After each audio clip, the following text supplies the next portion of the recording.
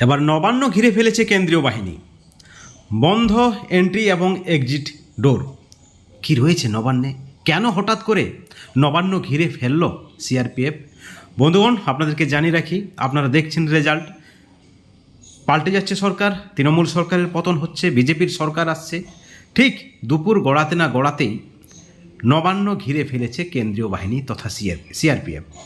আপনারা জানেন নবান্নের দায়িত্বে থাকেন, নবান্নের নিরাপত্তার দায়িত্বে থাকেন কলকাতা পুলিশ, রাজ্য পুলিশ। কিন্তু হঠাৎ করে সেখানে কেন্দ্রীয় বাহিনী কেন পৌঁছে গেলেন? কেন প্রবেশ এবং প্রস্থানের দ্বার তারা পাহারা দিচ্ছেন, তারা অর্থাৎ কেন্দ্রীয় বাহিনী? কি রয়েছে নেপথ্যে কারণ? যেমনটা খবর উঠে আসছে নিরাপত্তার কারণে, আবার গোপনে যেমনটা খবর উঠে আসছে যে সেখান থেকে ফাইল সরানোর একটা চেষ্টা চলতে পারে। আপনারা জানেন নবান্নের 14 তলায় মুখ্যমন্ত্রীর বসার স্থান।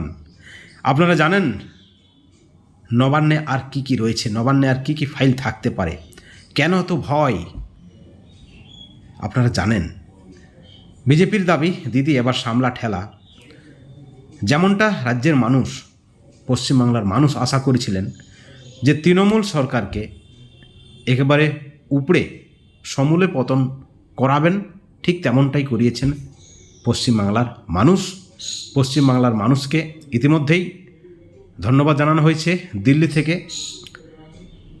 প্রধানমন্ত্রী আর কিছুক্ষণের মধ্যেই রাজ্যবাসীর উদ্দেশ্যে ভাষণ দেবেন, আপনারা জানেন। কিন্তু তার আগে আরও একটি বড় খবর, ব্রেকিং নিউজ, যে এবার নবান্নকেই ঘিরে ফেলেছে কেন্দ্রীয় বাহিনী। বিজেপির রেজাল্ট যখনই একেবারে পরিষ্কার যে বিজেপির সরকার হচ্ছে, ঠিক তখনই সিআরপিএফ ঘিরে ফেলেছে নবান্ন।